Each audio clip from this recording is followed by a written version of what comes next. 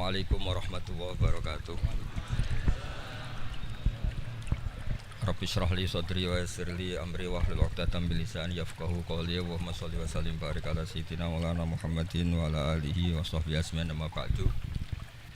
Ingkang sangat kula hormati Habib Ali Asgaf, Habib Husain Asgaf, semua keluarga, wonten Mas Fikri, Mbak Nasila, semua ingkang kula hormati, Mas Nurdin sedanten ingkang kula hormati.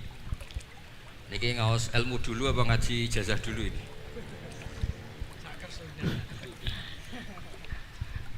Ini kok malah aneh.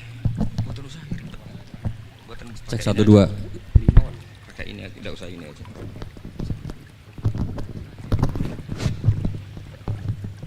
Gampang mana? Jelas. Nah.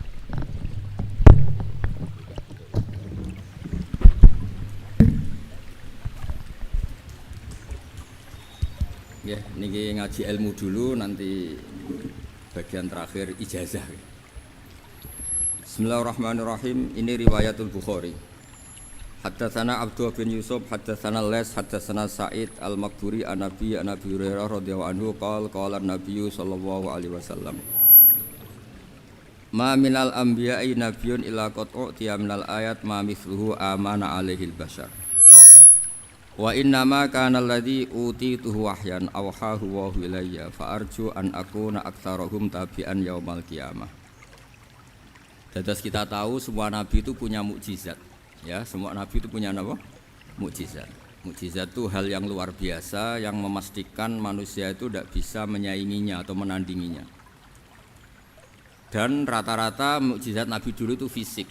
Misalnya ontanya Nabi Soleh itu kan onta tapi keluar dari batu, itu kan aneh, aneh sekali. Atau tongkat Nabi Musa bisa simsalabim mengeringkan laut apa? Merah. Semua Nabi itu punya mukjizat dan semuanya berbentuk fisik.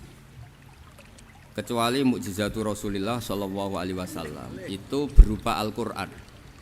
Al-Quran itu konsep ilmiah. Terus kata Rasulullah Shallallahu Alaihi Wasallam, tapi saya karena Quran itu justru berharap pengikutku besar dan sampai hari kiamat. Sekarang kita logika ya. Andaikan kamu punya tongkatnya Nabi Musa, kalau kamu suka uang, kepikirannya dijual apa dipakai? Kalau kamu suka uang, dipakai. Kalau kamu ahli suudon itu pikirannya ndak, ini asli ndak. Karena yang melihat di Turki itu ya sebagian gitu. Kalau yang suka perdukunan itu bayangkan tuh miliknya. Mungkin dipakai ngakali orang atau apa, pokoknya bayangkan tuh miliknya. Kalau yang kolektor pikirannya itu nanti ini laku berapa. Tapi kalau peneliti mungkin pikirannya itu ini asli apa enggak? Bukti aslinya apa? Repot lah. Lagi pula kalau kamu punya utang terus mau apa? Istri kamu marah mau apa? Kalau pakai tongkat. Nah, beda dengan mukjizatnya Quran itu semuanya apa? Ilmiah. Orang yang sedang harmonis dengan istri bisa pakai ayat di antara ayat-ayat Allah itu apa? Wa ja'ala bainakum mawaddatan warahmah.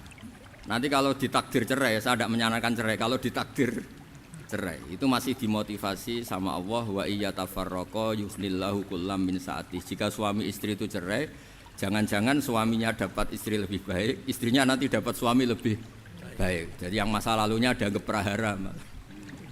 Kan banyak orang suaminya meninggal ketika nikah lagi ditanya, kangen sama suami pertama, alhamdulillah ini lebih baik.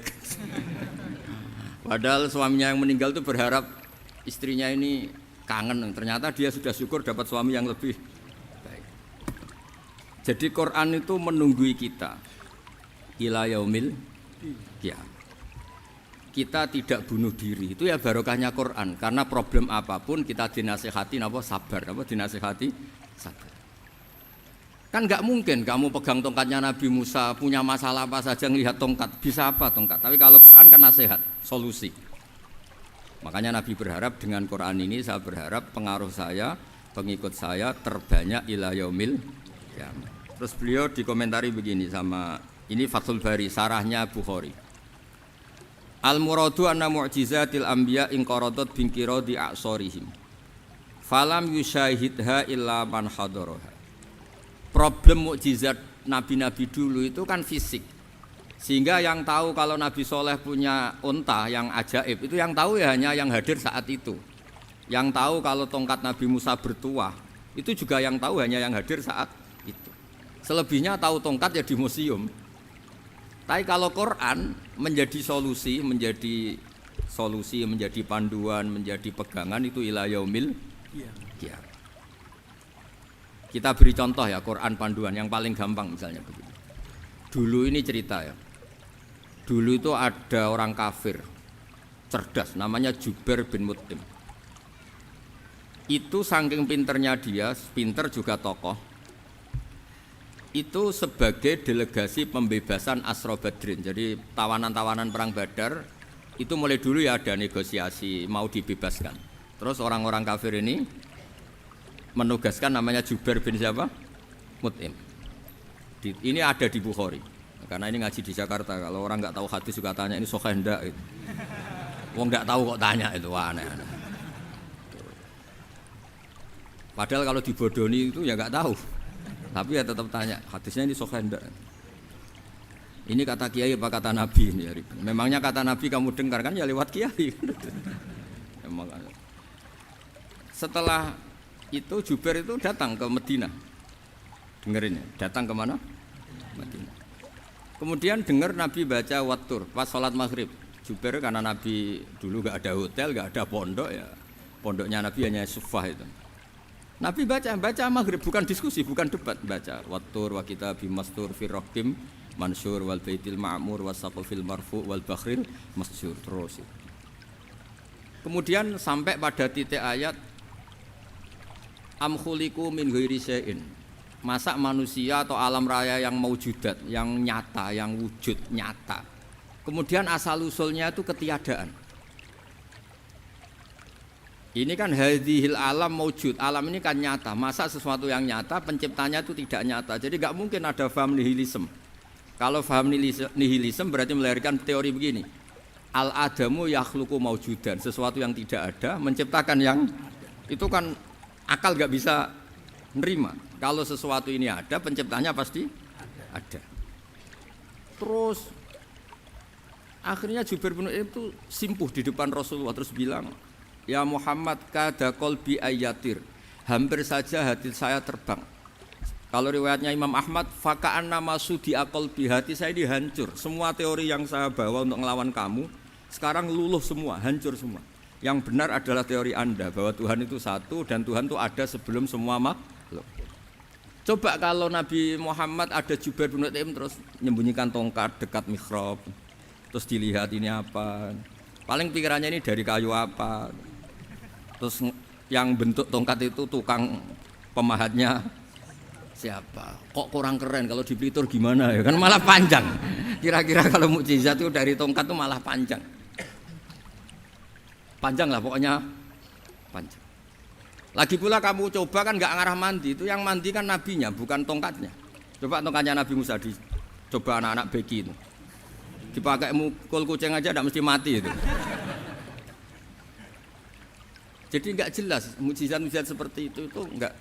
Tapi kalau Quran menunggui sampai saking hebatnya Quran, teori rasionalitas, soal kampanye di mana-mana. Tingkat validitas, tingkat kebenaran Quran itu bahkan bisa diuji tanpa membuktikan. Tanpa apa? Cukup pakai akal. Saya tidak bosan-bosan cerita ini karena ini khazanah kita. Di kitab Nailul Ma'mul itu, di kitab Usul Fiqih, saya berkali-kali cerita ini karena ini untuk menunjukkan bahwa Quran itu liqaumi ya'qilun, liqaumi yatafakkarun. Ada seorang kiai, seorang ustadz, kiai dulu itu ya memang orang soleh, alim terus jadi kiai. Kalau kiai sekarang tuh macam-macam, nganggur terus ingin jadi kiai, terus daftar gitu. Ada lowongan di yayasan, masuk ingin jadi ustadz karena dengar ada gajinya. Dulu tidak ada seperti itu, tidak. Makanya dulu itu kalau ustadz kiai pasti soleh karena dia alim terus ingin orang lain tuh mendapat ilmunya. Kalau sekarang nggak ada yayasan sehat, guru gajinya sekian. Yang nggak ingin jadi ustadz tuh daftar karena ada gaji. Apalagi ada kabar, ada gaji, ada mes, ada wah yang daftar banyak. Tapi mentalnya ada kiai sebetulnya. Ya kalau sampean tanya itu baik enggak Gus? Ya setengah baik. Ya maksudnya setengah baik ya ada baiknya lah, namanya profesi ngajar itu kan baik. Tapi setengah saja karena motifnya itu nyari gaji, bukan ingin mencerdaskan umatnya Rasulullah SAW. Itu Imam Amudi itu guru matematika. Saya enggak bosan-bosan cerita ini, guru matematika. Muridnya sampai takut, ini masuk surga ndak? Kiai kok enggak ngajarin istighosa atau tahlil, malah ngajarin apa? Matematika. Beliau meninggal terus muridnya tanya, "Ma fa'alallahu bik?" Kira-kira gitu. Apa yang dilakukan Allah? Allah nyambut Anda gimana? Terus kata Imam Amudi, "Bagus, saya disuruh ngajar malaikat." Karena malaikat kan enggak pernah kayak anak bagi gini ngaji gini. Malaikat itu enggak pernah ngaji, dia iman saja karena tahu surga, tahu neraka terus iman gitu aja. Jadi imannya malaikat itu enggak keren kita. Imannya loh. Loh itu yang ngendikan Nabi loh, tidak saya. Nabi pernah tanya sama sahabat, iman yang paling keren siapa? Jawabannya sahabat malaikat. Ya enggak, karuan malaikat iman. Dia yang tahu surga neraka, tahu segalanya, masa ada enggak iman? Ya pasti iman lah katanya. Terus ya para sahabat engkau iman ya wajar kan, menangi saya, nemuin saya. Yang hebat itu orang-orang yang tidak melihat saya, tidak saya didik tapi tetap iman. Karena dididik akal, ya tadi dididik Quran, apa dididik Quran. Sama siapa? Teks bahasa Arabnya masang. Terus Imam Amudi kata Allah, suruh dia ngajarin para malaikat cara menemukan saya. Malaikat dikumpulin terus Imam Amudi disuruh ngajar. Sama singkat kata-katanya Allah di mimpi itu. Istadilla ala wahdaniyati bihadrati malaikati. Tolong ajarkan cara menemukan saya padahal Anda ini manusia yang tidak melihat saya. Anda di Jakarta kan lihatnya gedung-gedung. Paling jadi khayal terus nikmat lah, Anda ikut punya tapi ikut nikmati. Orang desa-desa kalau ke Jakarta itu pokrol. Wah, di Jakarta itu gedungnya tinggi-tinggi, tidak kayak kampung sini. Lo udah ikut punya, ikut bangga. Di Jakarta orangnya cantik-cantik, tidak kayak orang sini. Padahal dia ya dapat orang cantik gitu. Jadi Allah itu saking pinternya, miskin-miskin ya bisa berkhayal dan bahagia. Nah, itu alhamdulillah betul. Akhirnya itu apa ini anak-anak begini saya tak niati ngajar standar anak-anak akademik. Terus pertama yang diajarkan hanya bilang gini, sama siapa teknya? Ya malaikat wahi para malaikat. Terus beliau bilang, nisbatus naini wassalasah ila malanihayata lahu nisbatul far'i ilal asli. Angka itu jumlahnya berapapun 2, 3 sampai triliunan. Semuanya itu nisbatul far'i ilal asli. Bin nisbat ilal wahid nisbatul far'i ilal asli. Angka 2 ya cabangnya 1, 3 ya cabangnya 1, 1 triliun ya cabangnya 1. Tetap yang asal usul adalah angka 1. Itu nangis semua malaikat. Cara Jawa itu mandek man kowe iman kaya imanku. Makanya imannya ummatu Rasulullah SAW itu PD-nya yakinnya kayak imannya malaikat. Kalau Tuhan itu 1. Karena angka enggak bisa dimulai kecuali dengan angka 1. Makanya nisbatus naini wassalasah ila ma la nihayata lahu iku nisbatul far'i ilal asli. Semuanya itu nisbatnya cabang ke induk. Berarti semua alam raya ini tetap asal usulnya 1, yaitu qul huwallahu ahad. Nah, itu namanya akal. Umatnya Rasulullah itu ditinggali mukjizat akal lewat panduan Quran sehingga meskipun kita tidak menangi Rasulullah, tidak menangi sahabat, kita tidak tahu malaikat Jibril, tapi cara iman kita ini tidak kalah keren. Yakin hakul yakin. Terus kedua, gambar. Kamu gambar rumah, gambar hewan, gambar apa saja, mesti dimulai 1 titik. Entah gambar kamu bagus, entah jelek, tetap dimulai 1 titik. Nah, titik ini namanya nuqtatul wujud. Semua alam raya dimulai dari 1 titik, yaitu nuqtatul wujud. Makanya Quran dimulai bismillah, dan bismillah itu dipilih sama Allah pakai pertama ba itu ada titik. Itu kata semua ulama. Itu titik itu singkatan dari bi kana makana wa bi yakunu mayakun. Karena saya semuanya ada. Bi itu karena saya. Jadi makanya santri-santri beki tidak usah bayangkan kamu jadi wali terus bisa terbang ke Mekah, tidak usah. Kalau terbang ke Mekah ya sudah umroh aja bayar. Kalau enggak ya maklaran KBIH atau apa. Pokoknya cari gratis itu. Ya gratis kan, dapat orang 10 gratis 1. Terus orang enggak umroh-umroh dirayu-rayu supaya umroh. Repot. Itu pelanggaran fikih itu. Kalau orang punya utang itu wajibnya nyaur utang dulu gitu. Wah, repot. Saya itu juga sering bingung di kampung-kampung. Gus sama umroh. Kenapa? Dapat gratisan. Minta uang saja buat nyaur utang, enggak boleh Gus. Wah, secara fikih yang wajib itu nyaur utang bukan umroh. Enggak boleh Gus diminta uang, enggak boleh, harus umroh. Udah gitu saya ini bingung Gus mau umroh. Enggak nikmati. Kenapa? Disuruh ngajar Gus. Repot semua kalau ibadah mergawi ya gini bingung semua. Ya saya mohon anak-anak BK semuanya yang seneng Quran itu harus seneng sampai kayak saya sehingga tahu istidlal mencari Tuhan dengan cara tauhid yang berbasis akal. Itu sedzahir imannya malaikat. Jika di kelasmen iman itu manusia ulul ilmi, kita-kita yang nekuni ilmu itu nomor 1 prakteknya. Karena nomor 1 itu Allah karuan kan syahidah Allah kan enggak tertandingi syahidah wa annahu la ilaha illallah terus wal malaikatu malaikat kan karuan karena langsung menyaksikan surga dan ketiga apa wa ulul ilmi berarti prakteknya kan nomor 1 kalau kompetitornya semuanya manusia ulul ilmi nomor berapa 1 kan nah nomor 3 kan dari Allah malaikat ulul ilmi berarti kalau kompetisinya antar manusia nomor berapa 1 kan. Nah kenapa ulul ilmi di nomor 3 kan tapi dari Allah, malaikat, ulul. Kerennya kayak apa? Karena cara iman ulul ilmi itu enggak ada ragunya sama sekali. Kamu ragu enggak kalau 2 itu cabang dari 1, asalnya 1? Enggak pernah kan ragu kan? Semua gambar seruat apapun dimulai dari 1 titik, ragu enggak? Enggak kan? Nah imannya umatnya Nabi karena dipandu oleh Quran itu seyakin itu, sehakul yakin itu. Nah itu terus Jubair bin itu jadi iman. Am khuliqu min ghairi syai'in am humul khaliq. Terus kata Allah lagi, kalau kamu tidak percaya saya yang bikin langit bumi ya gampang dong. Kamu saja yang ngomong kalau kamu yang bikin. Paling orang sepakat kamu stres. Terus hanya ayat gitu, am khalaqus samawati wal ard. Kalau kamu tidak yakin Allah yang bikin ya silakan Anda klaim saja kalau kamu yang bikin langit bumi. Bala yuqinun. Kamu juga enggak mau kan dibilang stres. Nah ini terus saya teruskan ya. Makanya mukjizat terbesarnya Nabi adalah Al-Quran. Karena Al-Quran itu cerita tentang hukum-hukum akal, cerita tentang logika-logika peradaban. Misalnya logika peradaban, contoh paling gampang. Di Quran itu ada sekian ayat yang Allah cerita peradaban. Misalnya wa ahsinu innallaha yuhibbul muhsinin. Itu dikutip terus kemudian disimpulkan dalam peradaban. Kata Sayyidina Ali karramallahu wajhah ngendikannya gampang. Ahsin man syi'ta takun amira. Kamu berbuat baik saja sama seseorang, maka otomatis kamu akan jadi pemimpinnya. Ada orang enggak tamat SD, enggak tamat papa, gobloknya minta ampun. Tapi karena gaji seorang pakar. Oh, kamu tak gaji 1 bulan 1 miliar. Perusahaan saya jadikan besar. Itu dikongkan ngalor ngidul ya nurut. Hanya karena dia ihsan. Terus wastaghni amman syi'ta takun nadhira. Saya ulang lagi. Wastaghni amman syi'ta takun nadhira. Dan kamu jangan butuh orang lain, siapapun dia, maka kamu akan setara.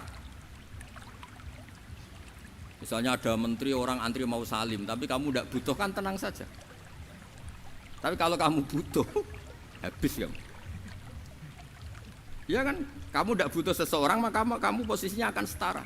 Kamu harus sopan karena punya utang jasa. Kalau nggak punya apa-apa kan setara. Ya enggak?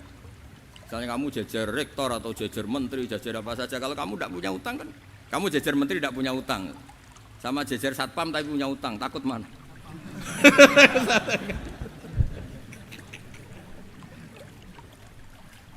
Kalau butuh itu mesti kalah kan? Ada pejabat misalnya nggak begitu cantik sama perempuan cantik yang kamu butuh ingin dicintai takut mak. Padahal nggak jelas orang ini pangkatnya apa nggak jelas. Jadi dalam hukum sosial itu kata Sayyidina Ali wastaghni amman syi'ta takun nadhira. Kamu jangan butuh seseorang maka kamu akan setara. Terus yang terakhir wahtas ila man syi'ta takun asira. Asira pakai sin. Dan silahkan butuh seseorang maka kamu akan jadi budak dia. Ya coba misalnya Anda seorang profesor, seorang alim, seorang kiai top. Misalnya mencintai janda di ujung kampung sana, jalan kaki 2 kilo. Padahal itu gak tamat SD, tapi gara-gara seneng kacau kan? Logika kepangkatan hilang semua kan? Jadi itu hukum peradaban.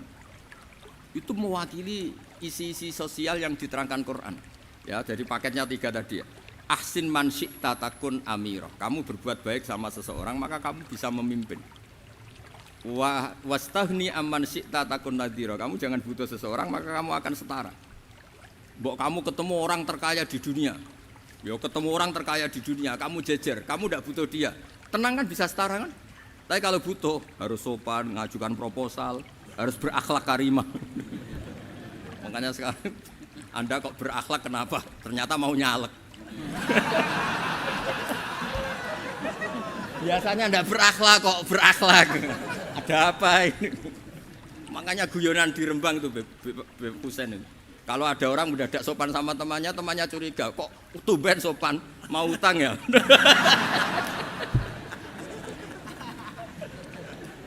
Zaman akhir itu kacau.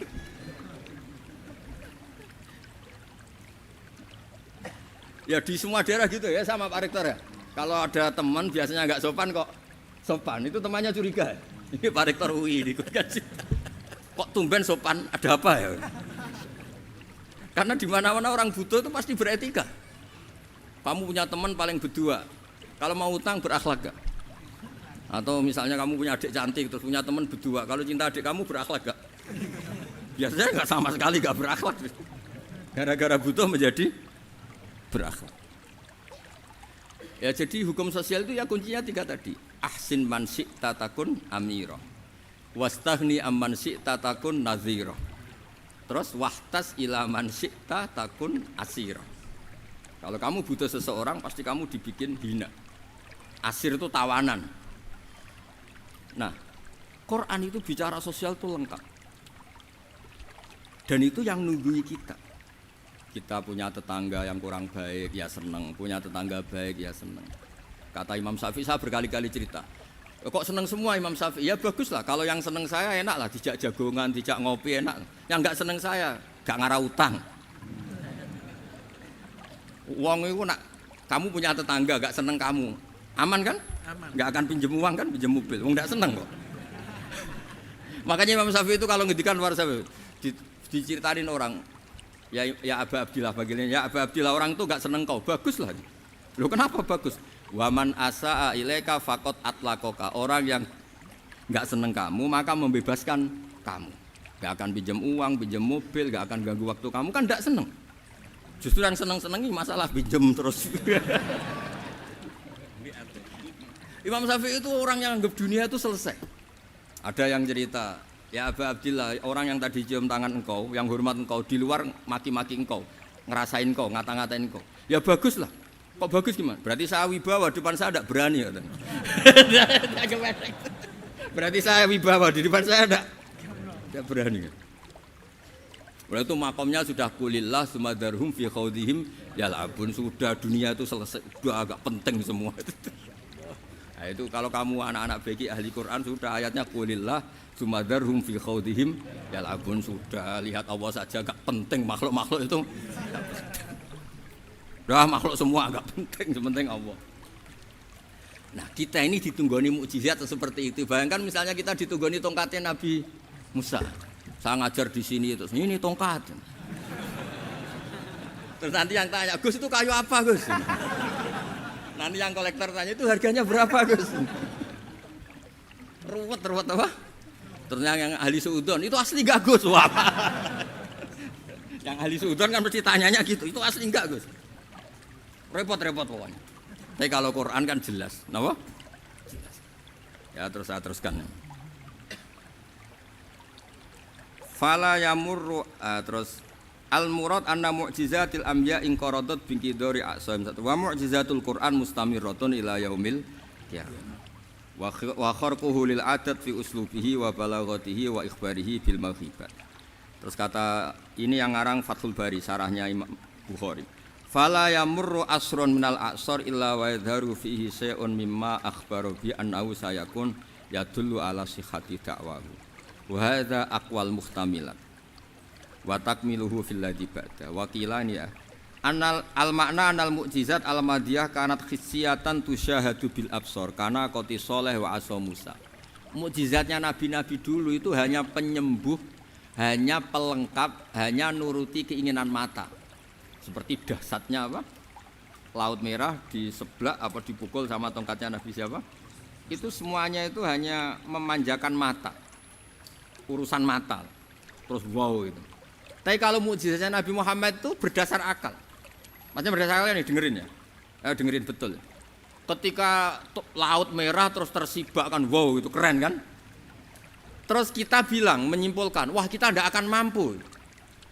Itu bodoh sekali kesimpulan kita tidak akan mampu. Meskipun bikin nyamuk Anda juga tidak mampu. Loh untuk memutuskan tidak mampu saja kok sampai pertunjukan seperti itu tuh laopo, cek goblok gitu. Nah kalau kita karena umat yang pinter untuk memaksa kita nggak mampu, Allah bilang innallaha la yastahi ayadriba mathalam ma ba'ud. Kita melihat nyamuk langsung berkesimpulan tidak mampu. Saya berkali-kali cerita nyamuk itu sudah kecil, masih punya urat, uratnya kayak apa? Masih punya kuman, kumannya seberapa? Ya enggak? Nyamuk itu kecil, punya organ tubuhnya punya urat. Itu kalau kamu pinter, antara tongkatnya Nabi Musa menyibak Laut Merah sama nyamuk itu sama-sama berkesimpulan melahirkan satu paham bahwa kita tidak. Loh, untuk memaksa tidak mampu saja kok nunjuk pertunjukan ada onta keluar dari batu, Nakotu Soleh, ada tongkat yang bisa mengeringkan Laut Merah. Cek goblok ya. Lah kita alhamdulillah tidak sejenis goblok yang seperti ini. Untuk ikrar bahwa Allah itu hebat ala kulli syai'in, cukup lihat nyamuk, kagum kan? Sudah tidak usah bikin hidup. Saya berkali-kali mencontohkan. Para pemahat tak suruh bikin patung gajah itu mampu. Tak suruh bikin patung nyamuk kalau bisa. Nyari materi dari apa coba? Gampang mana bikin patung gajah sampai patung nyamuk? Gajah, makanya Allah bikinnya contoh itu untuk ijaz itu pakai nyamuk bukan pakai gajah. Itu kalau ustadz-ustadz yang agak jorok malah contohnya nyamuk Gus. Itu kecil. Itu kayak apa? Di dalamnya dia hamil kan? Itu anaknya kecil lagi, telurnya kecil lagi, itu gimana itu cara bikin itu? Makanya di sini ada kitab Itqon, itu komentarnya itu lucu. Ini kitab Al-Itqon karangannya Imam Suyuti. Ini persis komentar saya tadi yang kata Imam Suyuti, pengarang kitab Itqon. Wa ya imma khissiyah wa imma aqliyah. Jadi mukjizat itu ada yang fisik, bisa dilihat indra, panca indra, bisa dilihat akal. Wa aktsaru mu'jizati Bani Israil kanat khissiyah li baladatihim. Bilada itu goblok, wakillati basairihim. Dasar wong goblok. Mukjizat kok ngenteni sing wow. Maksudnya dasar wong untuk ngakui Allah hebat saja kok nunggu halal yang seperti itu gitu. Paham gitu? Mergo likil latin apa aklihim. Wa aksaru mu'jizati hadil ummah aqliyatun li farati dzakaihim wa kamali afwahihim. Dan mukjizatnya umat ini semuanya berdasar akal karena sudah cerdas. Jadi andaikan kita melihat tongkatnya Nabi Musa menyibak Laut Merah dengan melihat nyamuk, kesimpulan kita sama-sama wow, sama-sama keren, sama-sama memastikan kita tidak mampu. Makanya terus Quran menerangkan kita wa ma min dabatin fil ardi wala ta'iri yatiru bi janahihi illa umamun amsalukum. Jadi keseharian kita lihat burung kok terbang. Itu sudah ayatun min ayatillah. Paham nggih? Dados niki kudu bangga ditunggoni napa Quran, nggih ditunggoni napa Quran. Wa mu'jizatul Quran tusyahadu bil basirah fayakunu mayatabi'u li ajlihi aksar. Terus li annal ladzi yusyahadu bi ainir ra'si yang qaridu bingkiradi musyahidi. Sesuatu yang tampilan dahsyatnya itu disaksikan mata, maka itu bisa habis. Era tongkat Nabi Musa seperti itu habis enggak? Bisa mengeringkan Laut Merah, habis kan? Tapi era mukjizatnya Quran ila yaumil qiyamah. Ya contoh sosial, saya kembali lagi ke sosial. Kamu punya teman awet atau punya istri awet, itu konsepnya ya wal kadhiminal ghaidh, agak gampang tersinggung. Coba kalau kamu setiap tersinggung putus, setiap tersinggung habis, kamu tidak punya teman, tidak punya istri. Sampai kita awet seperti ini, kalau kecewa ya wal kadhiminal ghaidh, ngempet, Termasuk saya ini biasanya ngaji khusus terus bajak gini ya kecewa. Tapi barokahnya diwarai Quran wal kadhiminal ghaidha, ngempet Gus, ngempet. Terus kecewa sama teman, kenapa tidak putus? Karena wal afina aninna, sudah kalau kecewa maafkan. Coba kalau kita kecewa presiden demo, kecewa menteri demo, kecewa orang tua minggat, ya kalau dicari, kalau tidak kan malu. Saya itu punya teman tak tanya, kecewa Gus sama bapak itu, kenapa tidak minggat? Malu, kenapa malu? Takut gak dicari. Itu orang tuh paling malu itu kalau keluar dari rumah nggak di. Saya punya teman lagi, saya ini takut mati Gus. Kenapa? Takut istri saya tidak nangis Gus. Itu kematian terburuk itu kalau sudah mati, tahu istrinya tidak nangis. Oh, itu malu betul itu. Makanya jangan mati. Pokoknya pastikan orang sekeliling Anda nangis itu baru berani mati. Kalau tidak jangan. Ya jadi mukjizatnya Nabi itu luar biasa. Walladzi yusyahadu bi'ainil aqli bakin yusyahiduhu kullu man jaa ba'dal awali mustamirran. Sesuatu ilmiah, sesuatu agama atau apa saja yang logis itu akan abadi ila yaumil. Kayak tadi, ketika kita kecil diajari apa? Wujud, qidam, baqa, mukhalafatul hawadisi, qiyamuhu binafsihi, wahdaniyat, qudrat, iradah. Itu ila yaumil qiyamah. Karena kita pasti punya logika tadi. Masa alam raya yang maujud didahului ketiadaan. Kemudian ketiadaan ini kita rumuskan, ketiadaan inilah yang bikin alam raya. Di mana-mana nihilisme, ketiadaan ya layu asfiru say'an, namanya tiada ya tidak punya akibat apapun. Yang punya akibat apapun ya sesuatu yang wujud. Loh itu kan ila yaumil qiyamah, sampai kapanpun teori itu akan nunggui kita ila yaumil. Tapi kalau tongkat Nabi Musa ketika kita tidak melihat kan punya alasan tidak ngandel, Musa tidak tahu. Tapi kalau kamu seperti ini, orang paling mulhid sekalipun, paling ateis sekalipun, terus ditanya, bisa enggak Anda mulai angka di luar angka 1? Tidak bisa kan? Makanya benar Imam Amudi tadi ketika diminta Allah, istadilla ala wahdaniyati bi hadrati malaikati, tolong ajarkan kenapa manusia begitu yakin kalau saya ini satu, padahal mereka tidak melihat saya. Terus beliau ngendikan apa? Nisbatus naini wassalasa ilal wahid nisbatul far'i ilal asli. Angka 2, 3 sampai enggak terbatas, semuanya dibanding angka 1 itu nisbatul far'i ilal asli. Semuanya itu cabang dari angka 1. Itu mbok siapapun enggak usah ditunggoni nabi, enggak usah ditunggoni wali. Logikanya akan seperti itu. Itu yang dimaksud apa? Walladzi yusyahadu bainil aqli bakin yusyahidu kul man ja'a badal awal mustamir. Ya ini masih ada waktu seperempat, ini ijazah. Kalau ijazah enggak boleh tanya, ijazah ini. Dan itu yang fotokopi lebih besar itu ijazah.